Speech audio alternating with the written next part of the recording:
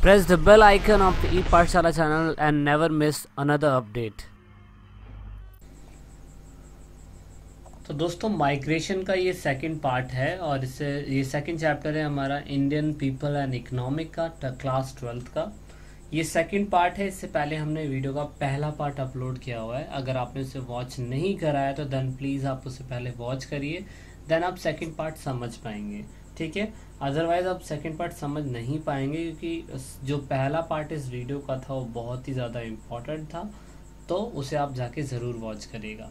Okay, so now we gonna start with migration. आपने सभी ने माइग्रेशन के बारे में पहले भी देखा था कि इंडियन डिस्पोरा उसमें कितना ज़्यादा इम्पोर्टेंट फैक्टर निभाता था, लेकिन अब आप प्रवास के अंदर ये जानने की कोशिश करेंगे कि जिस तरीके से माइग्रेशन एक प्लेस से दूसरे प्लेस किसी भी व्यक्ति का होता था ना, तो उस समय पे हमें पता नहीं चल पाता था, इवन इंडियंस को पता नहीं चल पाता था। और आप सभी को पता है कि काफ़ी लंबे समय तक हमारे ऊपर ब्रिटिशर्स ने राज किया था, तो इसीलिए उनको आंकड़े रखना बहुत इम्पोर्टेंट और बहुत अच्छा लगता था। इसलिए 1881 के अंदर सबसे पहले उन्होंने पूरे भारत देश के जो सेल्सियस होते हैं यानी कि जनसंख्या, जैसे आप जनसंख्या जनगणना बोलते हैं, जैसे आप सेल्सियस बोलते हैं, सेंसस में होता है क्या कि हम हर तरीके की चीज़ों को कैलकुलेट करते हैं, खाना पीना, मरना, आना जाना, कितने एजुकेटेड लोग हैं, कहाँ पे पॉपुलेशन डेंसिटी कैसी है, कहाँ पे सबसे ज़्यादा है सबसे कम है, कहाँ पे कितने एजुकेटेड है, कहाँ पे HDIFC यूज़ होता है। तो मतलब ऐसी बहुत सी चीज़ें थी, HDI सॉरी मैंने SDFC बोल दिया, HDI यूज़ होता है। तो ऐसी बहुत सारी चीज़ें थी जो कैलकुलेट होके हमारे सेंसस के अंदर निकलती है। तो अभी वैसे तो लास्ट हमारा कैलकुलेशन 2011 में हुआ था और अब 2021 में जाके 10 साल बाद आप सभी को पता है कि सेंसस जो होते हैं रिकॉर्ड होते हैं और 10 साल के बाद रिजल्ट आता है। तो जितने भी आंकड़े आपकी किताबों के अंदर, स्टैटिक्स आपकी किताबों के अंदर मिलेंगे, वो हर बार आपको अलग होते हुए दिखाई देंगे। तो उस पर आप ज़्यादा माइंड मत करिएगा क्योंकि किसी के आंकड़े किसी दूसरे सेंसस से लिखे हुए हैं, किसी की पुरानी बुक हो सकती है, किसी की नई बुक हो सकती है, तो वो मैटर नहीं करेगा। लेकिन आपको ये मैं फोकस इसलिए कराना चाहता हूँ कि जनगणना मतलब 1881 के अंदर जब ब्रिटिशर्स थे तो उन्होंने माइग्रेंट को कैलकुलेट करने के लिए बेसिक सा फंडा अपनाया। उन्होंने कहा हम प्लेस ऑफ बर्थ के हिसाब से माइग्रेंट को तय करेंगे कि कितने लोग एक प्लेस से दूसरे प्लेस पे गए हैं, ठीक है। लेकिन अब हम इंडियंस, हमने भी अपनी स्ट्रैटेजी लगाई क्योंकि हम आज़ाद हो चुके थे 1961 के अंदर। तो 1961 के अंदर जब हमने अपनी जनगणना करने स्टार्ट करी तो हमने दो फैक्टर्स बनाए, प्लेस ऑफ बर्थ की किसी व्यक्ति का जन्म कहाँ हुआ है, और उसके बाद दूसरा था ड्यूरेशन, किसी भी स्थान पे वो कितने समय तक रहा है, उसको हम कैलकुलेट करके पता करेंगे कि कितने सारे चीज़ें इसमें इफेक्ट कर रही थी। 1961 के बाद भी 1971 और 1981 में भी इसके अंदर बहुत सारे बदलाव हुए थे, ठीक है।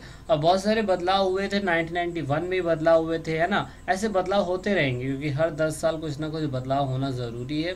इससे हमारे सेल्सियस को और ज़्यादा इन्फॉर्मेशन बनाने के लिए, इंफॉर्मेटिव बनाने के लिए एक अच्छा कदम है।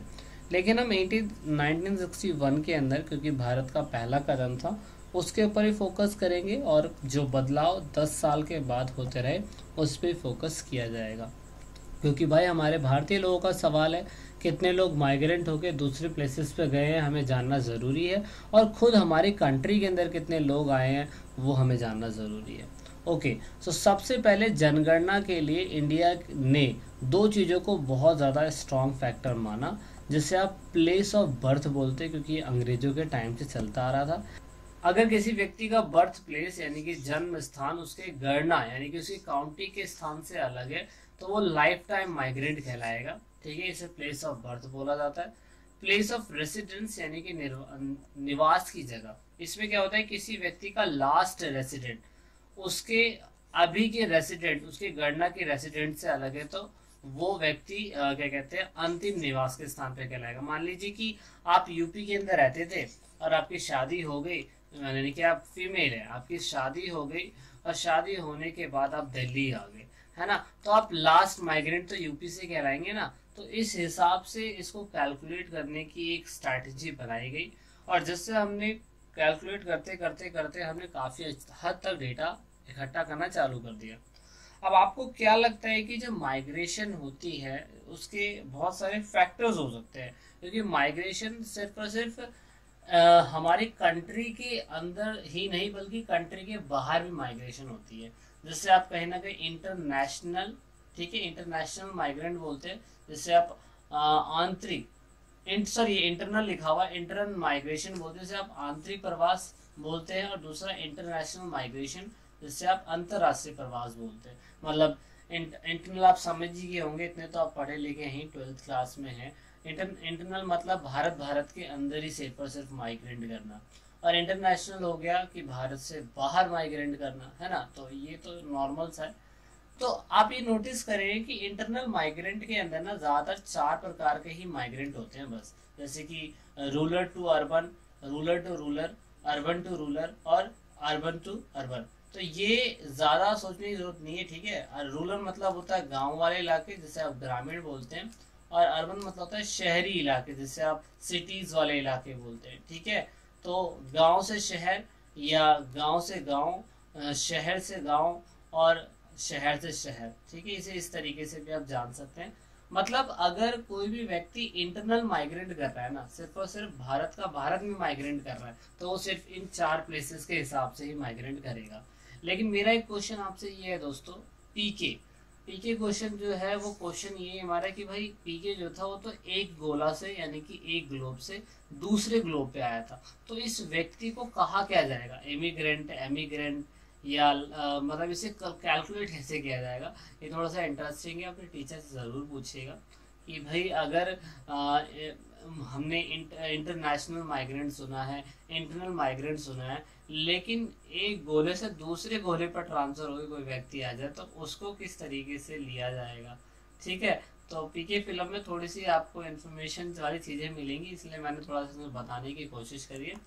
अच्छा, तो कुछ आंकड़े 2011 के ये बताते हैं कि कुछ लोग हैं जो 400 मिलियन जो लोग हैं वो अपने क्या कहते हैं अंतिम निवास के आधार पर, उनकी जब गणना हुई थी तो इतने लोग माइग्रेंट हुए थे।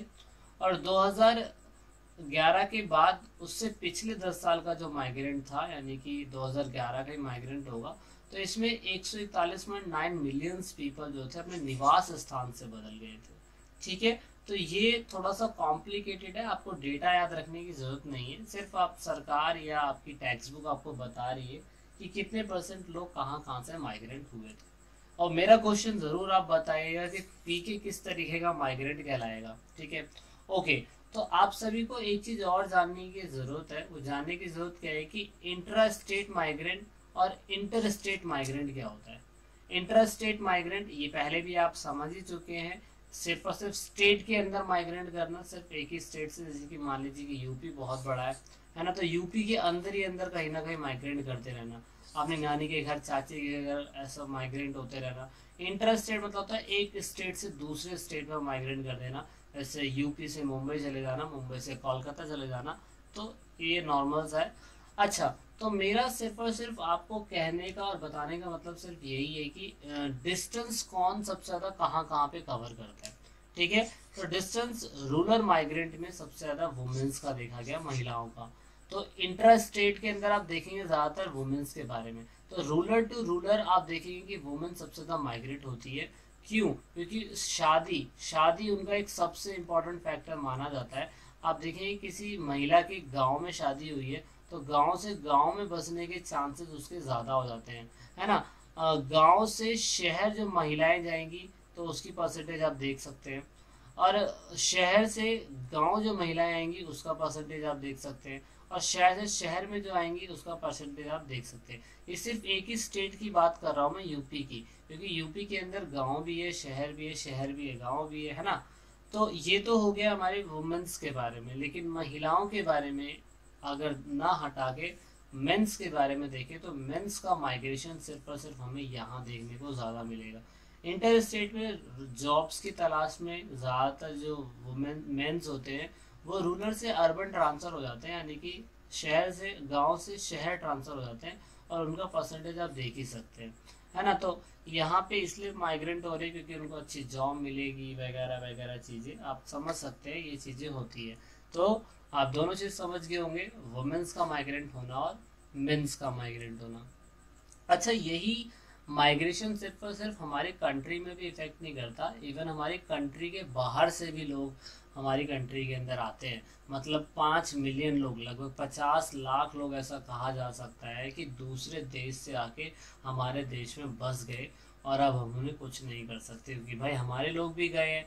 तो इस हिसाब से आंकड़ा लगाया गया है कि 96%, भाई दोस्तों ये 2011 का आंकड़ा था कि 89%, 88.9% लोग हमारी कंट्री के अंदर आके बसे थे, लेकिन ये आंकड़ा आपकी रिसेंटली टेक्स्ट बुक में मिलेगा कि 96% हमारी कंट्री के अंदर 96% इनका जो है बाहर की कंट्री का आके बसा हुआ है। मतलब टोटली अगर देखा जाए तो कितने कितने परसेंटेज से हमारे दूसरे कॉन्टिनेंट से हमारे देश में आके बसे हैं या काम कर रहे हैं, तो 51.2% तो सिर्फ और सिर्फ बांग्लादेश के ही है और 17.1% सिर्फ और सिर्फ पाकिस्तान का है। इन दोनों कंट्री का ज़्यादा क्या कहते हैं हमारे देश के अंदर इफेक्ट होता है, क्योंकि सिंपल सी बात है, बाउंड्रीज इनके पास टच में, तो इसलिए लोग इलीगल माइग्रेंट बन के जाली पासपोर्ट बना के और ऐसे बहुत से हथकंडे अपना के तारों के नीचे से निकल के, जैसे भाईजान ने करा था, सलमान खान ने, है ना। तो ऐसे बहुत सारे कारण हो सकते हैं जो माइग्रेंट हुए थे लोग। ओके, तो अब आपको माइग्रेंट के अंदर भी आपको वेरिएशन देखने को मिलेगा। मतलब ऐसे कुछ सिलेक्टेड ही प्लेसेस जहाँ से लोग माइग्रेंट करते हैं। मतलब ज़्यादातर माइग्रेशन आपको देखने को मिलेगा महाराष्ट्र की तरफ, ठीक है, दिल्ली की तरफ, गुजरात की तरफ, हरियाणा की तरफ, इवन पंजाब भी इसके अंदर इंक्लूड है। यहाँ की तरफ लोग ज़्यादा माइग्रेंट होते हैं, क्योंकि उत्तर प्रदेश, बिहार, राजस्थान के जितने भी प्रवासी होते हैं ना, वो यहाँ के इलाकों में रहना ज़्यादा पसंद करते हैं। तो इसमें एक छोटी सी बात आपको समझ में आ गई होगी कि प्लेस ऑफ ओरिजिन हो गया इन लोगों का क्या, उत्तर प्रदेश, बिहार और राजस्थान। मतलब यहाँ से लोग माइग्रेंट हो रहे हैं, यहाँ से कोई भी प्रवासी माइग्रेंट होके दूसरे प्लेस पे पहुँच रहा है, तो वो प्लेस ऑफ डेस्टिनेशन हो गया। प्लेस ऑफ डेस्टिनेशन मतलब जहाँ पे पहुँचेंगे, कहाँ पहुँचेंगे, महाराष्ट्र, दिल्ली, गुजरात, हरियाणा, पंजाब, कोलकाता, बैंगलोर, यहाँ पे लोग पहुँच रहे, तो प्लेस ऑफ डेस्टिनेशन हो गया। तो कारण क्या है वो अभी हम आगे देखेंगे। तो सबसे पहले आपको जानने की होते हैं कि उत्तर प्रदेश, पता नहीं क्यों लोग उत्तर प्रदेश से ज़्यादा माइग्रेंट होते हैं। बहुत सारे लार्जेस्ट नंबर में हम देखते हैं उत्तर प्रदेश के लोग ही माइग्रेंट होते हैं। अब योगी आदित्यनाथ पता नहीं क्या कर रहे हैं, उनकी सरकार बेसिकली इन प्रवासियों को रोकने के लिए कड़े कदम उठा सकती है या उसे उठाना चाहिए। अब यहाँ पे आपको सोचते हैं कि माइग्रेंट का रीज़न क्या है, तो यहाँ पे राजपाल यादव का कहना है कि मुझे सब कुछ पता है कि माइग्रेशन लोग करते क्योंकि ये तो अंतर्यामी है, ये तो बाबा है, तपस्वी है इस फिल्म के अंदर भूल भुलैया में। तो इसलिए मैंने इमेज उठाई आपको थोड़ा समझाने के लिए। तो बेसिकली 2 कारण होते हैं माइग्रेशन के, एक है पुश फैक्टर, जिससे आप पूरी तरीके से पुश फैक्टर, आपको ये नॉर्मली पता होगा पुश फैक्टर क्या है, क्योंकि आपने इसके बारे में पहले भी पढ़ा है। इसे आप प्रतिकर्ष कारक बोलते हैं।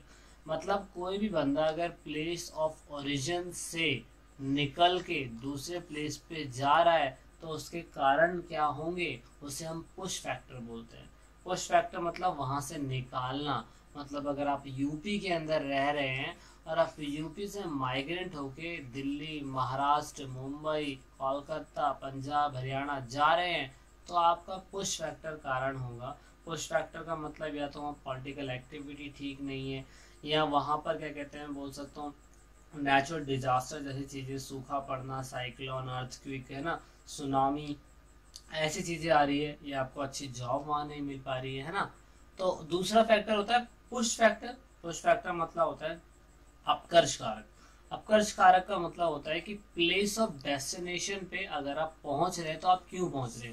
मतलब आप यूपी में रहते थे और आप दिल्ली में आके काम करना पसंद करते हैं, उसका कारण क्या हो सकता है। उसका कारण सिर्फ यही हो सकता है कि आपको अच्छी मेडिकल फैसिलिटी मिल रही है, आपको रोजगार अच्छा मिल रहा है, आपको जॉब अच्छी मिल रही है, आपको एजुकेशन अच्छा मिल रहा है, आपके बच्चों की अच्छी पढ़ाई हो रही है, आपको एंटरटेनमेंट के साधन बहुत अच्छे मिल रहे हैं, है ना। तो ये सारे कारण आप देख सकते हैं। तो भाई ये तो था कि पुश एंड पुल फैक्टर क्या होता है, लेकिन यहाँ पर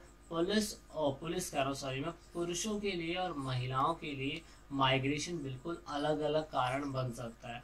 अलग अलग कारणों में से सबसे ज़्यादा आपको कारण मैरिज का दिखेगा फीमेल्स के लिए, ठीक है। और सबसे बड़ा रीजन, सॉरी यहाँ पे मैंने गलत कर दिया, सबसे बड़ा रीज़न आपको यहाँ पे दिखेगा कि वर्क के हिसाब से, वर्क एम्प्लॉयमेंट के हिसाब से मेल जो है सबसे ज़्यादा माइग्रेंट होते हैं, और मैरिज के हिसाब से वुमेन जो है सबसे ज़्यादा माइग्रेंट होती है। तो इस हिसाब से आप देख सकते हैं कि हमारा डेटा जो है काफ़ी हद तक हमने इकट्ठा करने की कोशिश करी, आपको और आसान तरीके से बताने की कोशिश करी ताकि आप अच्छी तरीके से समझ सकें। तो वीडियो कैसी लगी, जो क्वेश्चन पूछे हैं उसका आंसर ज़रूर दीजिए। कोई डाउट है कमेंट करिए, कमेंट बॉक्स आपके लिए खुला हुआ है, आप कुछ भी लिखिए, हम आपकी सारी जो कन्फ्यूजन है उसे दूर करने की कोशिश करेंगे। तो मिलते हैं। तो लास्ट में दोस्तों, अगर आप वीडियो को देख रहे हैं और ई पाठशाला चैनल के आप सब्सक्राइबर हैं या नए सब्सक्राइबर हैं, तो ई पाठशाला की टीम से आप सभी को यही रिक्वेस्ट है कि आप इन सभी वीडियो को अपने दोस्तों के साथ शेयर ज़रूर करें, और कोशिश करें कि आप दूसरों को शेयर करवाने के लिए बोलें, क्योंकि आप जितना वीडियो को शेयर करेंगे उतना ही हम और लोगों की मदद कर पाएंगे, क्योंकि पढ़ेगा इंडिया जब भी बढ़ेगा इंडिया। तो वीडियो के लास्ट में वीडियो को एंड तक देखने के लिए, चैनल को सपोर्ट करने के लिए बहुत बहुत धन्यवाद। जय हिंद, जय भारत।